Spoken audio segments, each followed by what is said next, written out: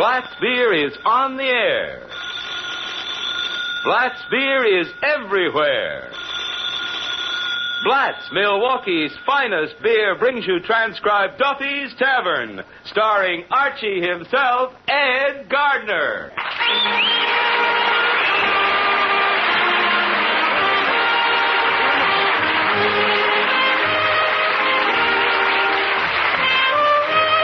Friends, good taste isn't a matter of geography. A good, juicy steak is appreciated just as much in Los Angeles as it is in New York or Milwaukee. And the same goes for good beer. Take Blatt's, for example. There's nothing unusual about the good taste of the people who have made Blatt's the largest selling beer in Milwaukee, premium beer capital of the nation.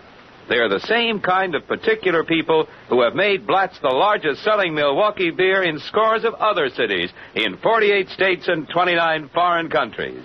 Yes, from B to Z, from best to zest. The bywords Blatt's, B-L-A-T-Z, from coast to coast, Milwaukee's finest beer.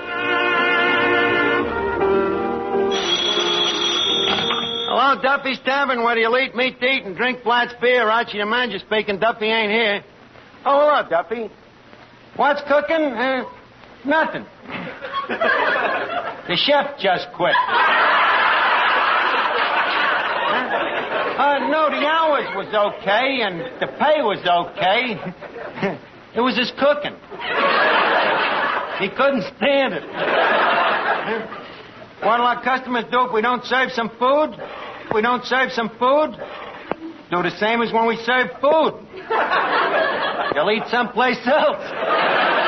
Besides, there's only a few customers in the joint. Well, Herbie the Midget's here. Yeah, just got out of the hospital. Poor little guy. Spent 2 whole weeks in an oxygen thimble. What was his trouble? He had kidney pebbles. And guess who else is back from the hospital? Sailor Slavinsky. Well, you remember that $100 bill he had tattooed on his chest?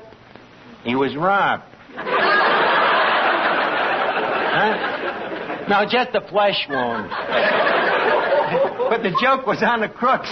The tattoo was counterfeit.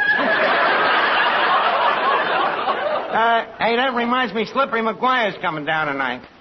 Huh? You saw because he sold you that vanishing cream for Mrs. Duffy?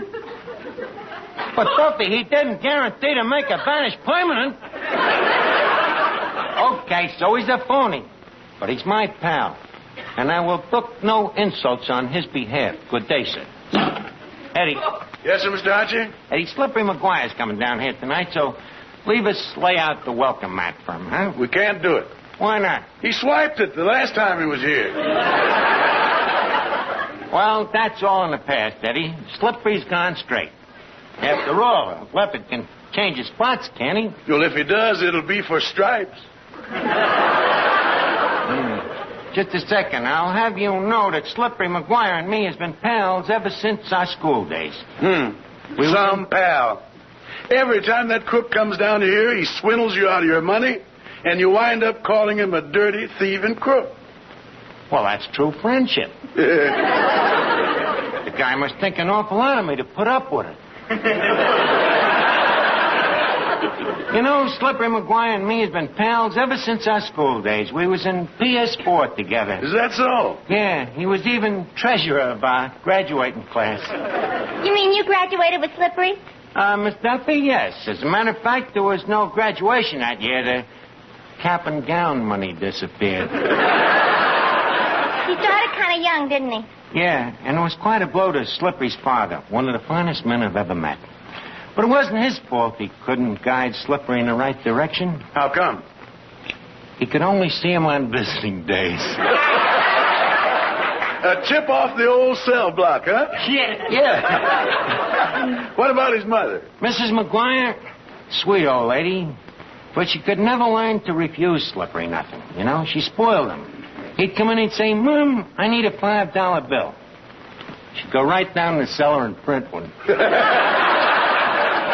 Yeah, it was like that till the day they shaved her leg. Yeah? Poor Slip has been through plenty. He's been through you a few times. Maybe so, but Slip has put his past behind him. He's now in a legitimate business selling war surplus. Like what? Oh, pistols, shoes, flashlights, refrigerators. Refrigerators? War surplus? The Cold War.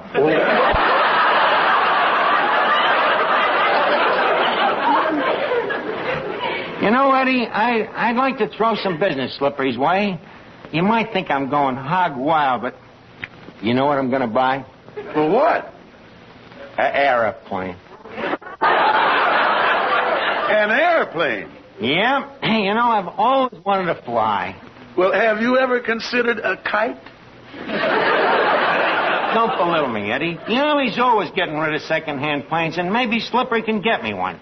Imagine me own airplane, a B-29 or a PBX, you know. Flying up there in the clouds. I wonder what it's like. You an aviator. What's so funny? Oh, well, you get dizzy when you eat a 3-decker sandwich. I bet even I could fly better than you. You could fly. Miss Duffy, I'm talking about airplanes. Not Halloween night on a broom. Listen, it so happens that the best pilots in history have been women. Oh, yeah? Name one. Cobina Wright. Cobina Wright, a pilot? Only the most important of the Wright brothers. Well, okay, him. But that's just one. Don't try to tell me nothing about aviation. You talk to Archie the Ace. I got air in me veins. Oh, yeah? Then how come you black out every time you lick an airmail stamp? Besides, what kind of a junky crate is Slippery McGuire going to palm off on you, Archie? It ain't no junk. It's a genuine Army surplus. I know. That crook sold Mama a surplus girdle that split the first time she wore it. Well, don't blame the girdle just because your old lady has too much surplus. Archie, why do you always have to say such nasty things behind Mama's back? Well, it offers such a broad field of operations. Oh, you never have a good word for anybody. On the contrary, I have 5 good words for you.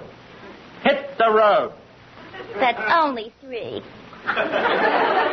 The rest ain't hard to figure. Make a noise like a hoop and roll away.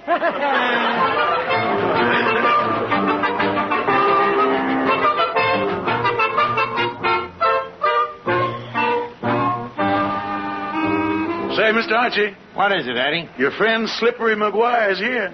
How do you know? I just reached into my pocket and found myself shaking hands with him.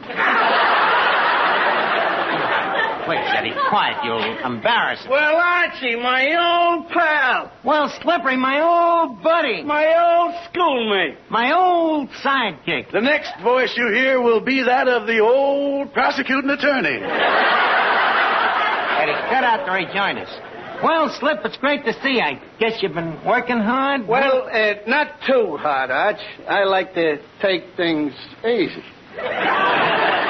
Yeah, you do it that, and yet you're a success. How do you do it, Slip? What's your form?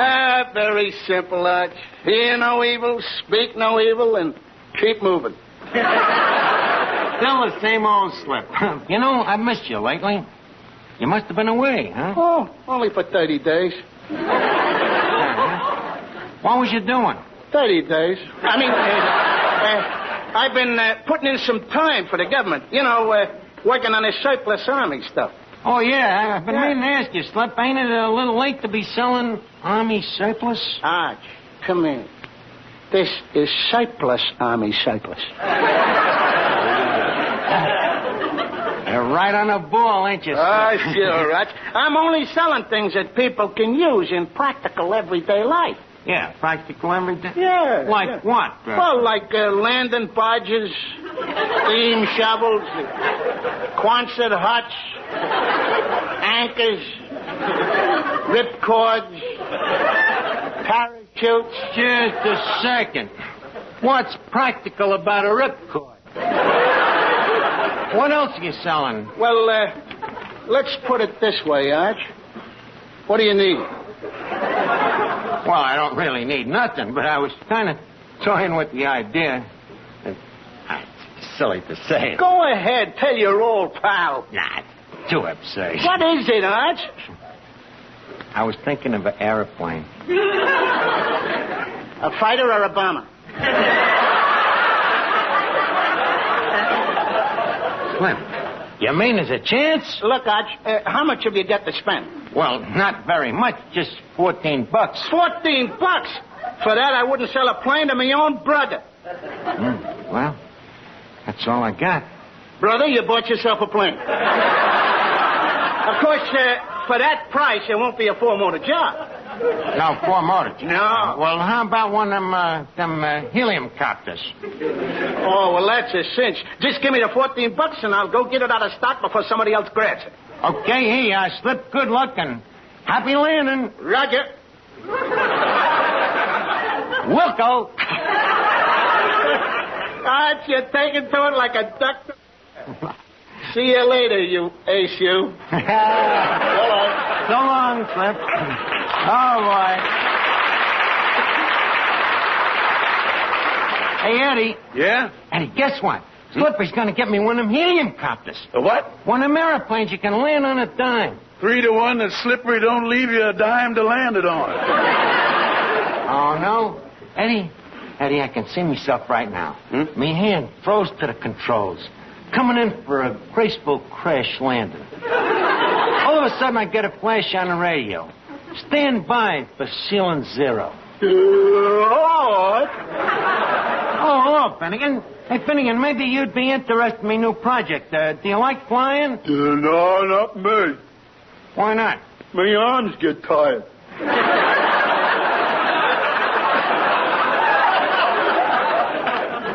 What I mean is Slippery McGuire was just here, and he's in the Army surplus business. Arch, he out of his mind. Why? Who's going to buy a surplus army?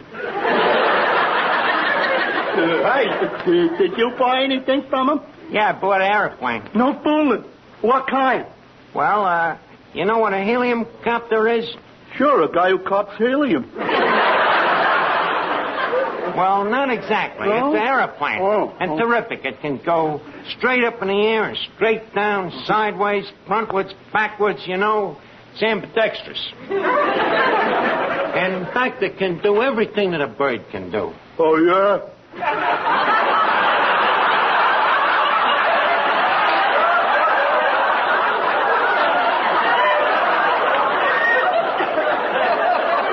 I'd like to see it either one.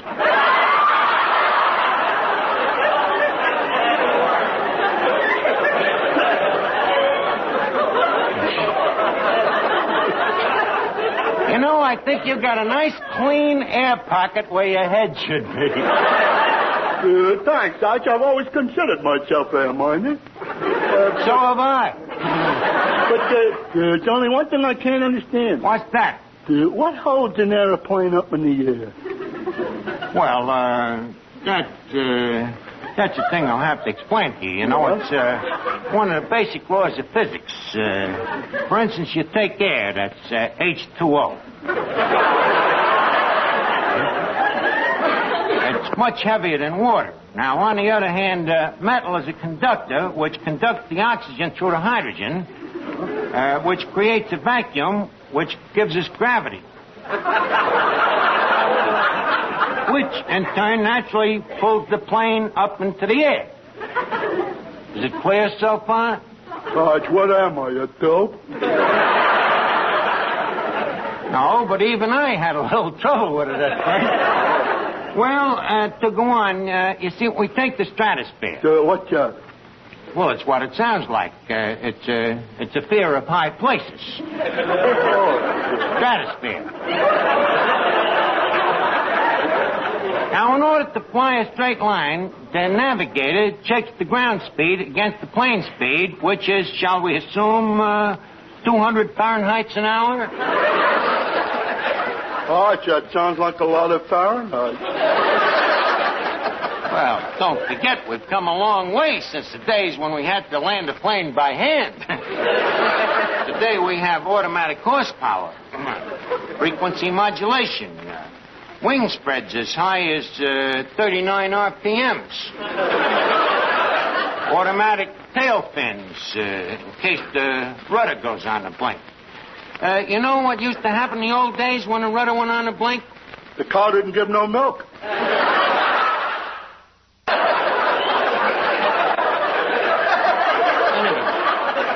Are you sure this whole conversation ain't been too mechanical for you? No, not at all. By the way, how's chances for a job on your plane? Well, I don't know. You think you're right for the air? As right as I am for the land. Oh, come on, Arch. Give me a break. I could help run your aeroplane. You know, my Uncle Pierre was a famous flyer. Your Uncle Pierre? Well, yeah. He was the first guy to try to cross the channel in a balloon. And, Arch, guess what he used for ballast? What? A case of Black's beer. Yeah. A very tasty ballast. Yeah. Did he have any trouble getting the balloon across the channel? Well, it would have been a perfect crossing, but for one thing. What was that? He never got the balloon off the ground. Why not? He just couldn't bring himself to throw that ballast overboard. Well, with a wonderful beer like that, you can hardly blame the guy. But tell me, Finnegan, didn't that balloon ever get up in the air? Oh, yeah, one time, Arch. My uncle took the black out of the balloon, and it sailed way up in the air. 5,000 feet, 10,000, 20,000, 40,000, 50,000, 40,000. Back to 40,000? Air pocket. Yeah. And then up to 50,000 feet, 100,000 Wait feet. a minute, Finnegan. Nobody could live at 100,000 feet. The very words my uncle said as he sat there on the ground sipping his black. You know, your uncle was a very smart guy.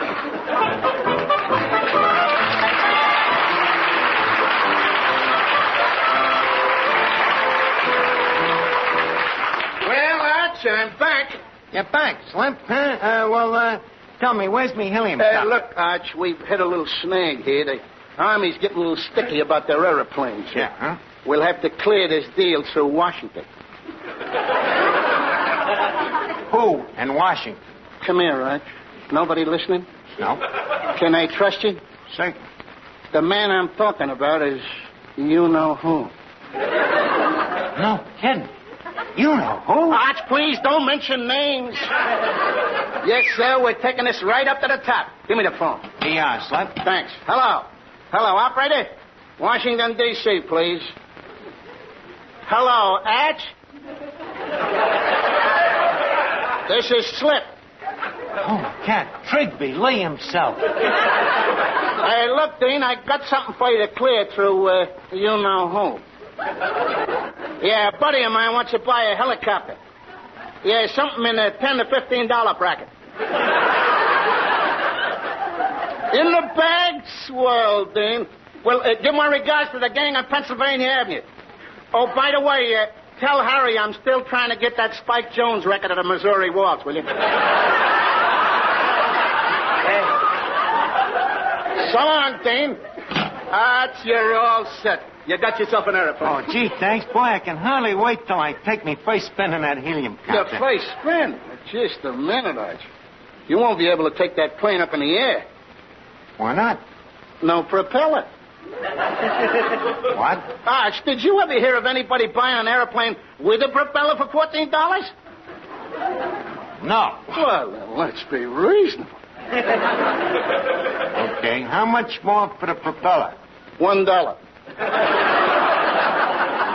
I ain't got $1. All I got is this lucky piece here, Slip, if you're willing to take it. It's just a Chinese coin. Chinese coin. What's it worth? 200,000 yen. What's that in American money? $50. Well, let's see what it says here in the catalog. Let's see. Helicopter, $14. Helicopter landing gear, $12. Oh, here it is. Helicopter propeller, 200,000 yen. Boy, I was right on a button, huh? This is your lucky day, Arch. And now that I got the final okay from you-know-who, I'll arrange immediate delivery. And here's your official handbook of flying instructions with the personal autograph of Gregory Peck. The greatest flyer of them all. Well, so long, Arch. See you in the cockpit. So long, Slip. Boy, Eddie, this is wonderful. I can see myself already. Whizzing across the continent, transatlantic flights across the Pacific. Can you imagine it? Breakfast in Duffy's Tavern. 2 hours later, lunch at the Miami Biltmore in Chicago. 10 hours later, supper at the Hollywood Bowl. Well, what held you up between Chicago and Hollywood? Well, I had to stop. I needed gas. Not if you had breakfast at Duffy's Tavern. I don't see the connection. Well, Arch, we're all set. Oh, Slip, hey, I forgot to ask you, where am I going to keep this helicopter? In a hangar, of course. A hangar? Where am I going to get a hangar? Well, don't you know anybody that might sell you one? Oh. Slip, hey, maybe you could, huh? Arch, don't you think this is carrying friendship a little too far? Yeah. Although it just so happens I do have a few hangars in stock. You do? Yeah. Slip, could you spare me just one? Well, just for old time's sake. Oh, what's the use, Arch? You always get around me. I'm too soft-hearted for my own good. How much dough you got left? Well, I'm broke. You took me last $14. Well, that was your money. How about the cash register? Slip, are you suggesting arson? That's Duffy's money. So what? An aeroplane hangar right here on his roof will mean more business to Duffy, won't it? Hello? Duffy's Tavern. Eddie, the ground crew speaking. Oh, hello, Mr. Duffy. Huh? Mr. Archie? You mean Archie the pilot? He's busy, dipping his wings in the cash register.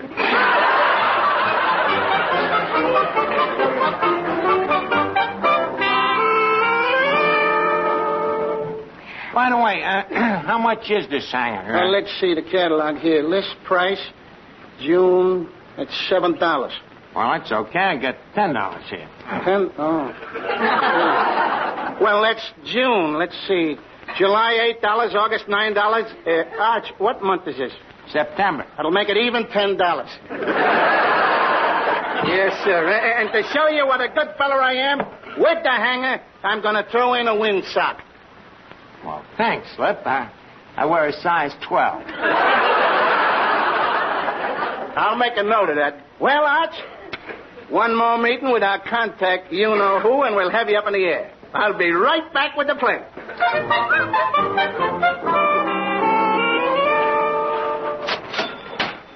Here you are, Slip, $2. Well, okay, Arch, and here's your wings. You-know-who insisted that I give them to you at the wholesale price. Gee. Yeah. Now, Arch, you're all set. I'll be right back with the plane.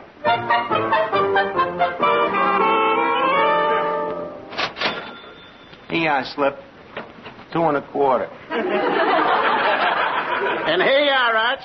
Your genuine never-leak parachute. Together with a box of emergency tire patches. Gee. Well, Arch, it looks like you're all set. I'll be right back with the plane.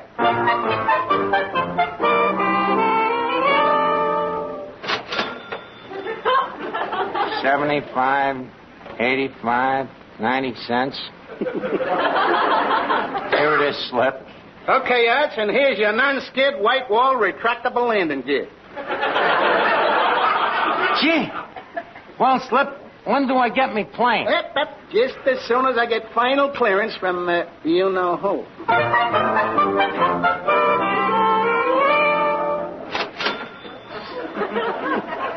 Slip. It's empty. Empty, huh? Well, never mind that, Arch. I got great news for you. Congratulations. For what? I've just been in conference with you-know-who, and you know what? Who? I mean, what? Hold on to your hat, kid. He's coming down here tonight to install the hangar in person. In person? What an honor, huh? Certainly. And naturally, before he puts in the hangar, he'll want to look over your pilot's license. Your pilot's license? Yeah, that's just a formality, of course. I ain't got no pilot's license. No pilot's license? No. This is a fine time to tell me that. Is it serious? Oh, what have we got ourselves into? Do you know what the fine is for operating a plane in a hangar without a license? How much? $29.15. Slip, this is terrible. Can't you fix it with the you-know-who? Well, now, look, that depends. But where am I going to get $29.15? Let me see. How about the dough I gave you for the plane and the hangar and the parachute and stuff? How much was that? $29.15. By George, that's quick thinking, Arch. I'll take it right over to you-know-who. So long, little pal. So long, Slip, and thanks a million. Gee, Eddie, I don't know what I'd do without my old pal, Slippery. Say, Archie. Oh, hello, Officer Clancy. You look kind of tired. What you been doing? I've been looking for a swindler who's been operating on 3rd Avenue. Oh, yeah? What's his name? You know who.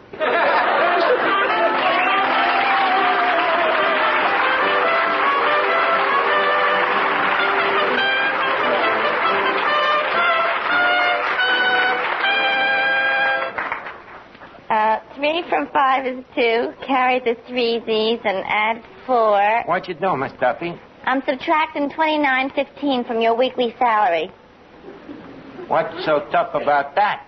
Did you ever try to subtract $29.15 from $15? And all because you had that crazy idea about being a great flyer. Yeah, and I didn't even come close. Well, don't feel too bad. After all, you did succeed in making an ace of yourself. Don't try to cheer me up, Miss Duffy. What really burns me up is that I had me heart set on taking a plane trip to Milwaukee. Well, maybe you can't go to Milwaukee, but we can bring Milwaukee to you. How do you mean? Here, have a black beer. Thanks, Miss Duffy. You know, I guess you could travel everywhere and never find a better or more refreshing beer than Blatz. Right you are, Archie. So right that if you took a palate preference poll of the people in Milwaukee or in the state of Wisconsin, you'd find the majority, and I mean the great majority, would agree with you. Yes, in Milwaukee, Wisconsin, the premium beer capital of America, the brewing center of the USA, the home of our finest beers, Blatz, B-L-A-T-Z, is the largest selling beer and by a great and growing margin. Friends, you don't have to come from Milwaukee to appreciate Blatz. Try Blatz tomorrow. Compare it with any beer at any price. Your own good taste will tell you what folks in Milwaukee have known for almost 100 years, that Blatz, B-L-A-T-Z, Blatz is Milwaukee's finest beer.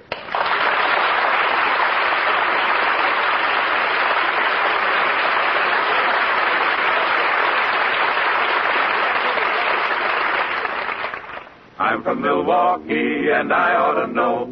It's the same old story wherever you go. This is the tune you will always hear. Blatz is Milwaukee's finest beer. Be sure to listen next week at the same time to Duffy's Tavern, transcribed over most of these same stations. Here's all you need to know about wine. C-R-E-S-T-A, B-L-A-N-C-A. Cresta Blanca. Cresta Blanca. When it's wine you want, and only the best will do, when it's wine you want to make the occasion truly memorable, remember 2 beautiful words. Cresta Blanca. The Ronald Colmans will be back next Wednesday on NBC.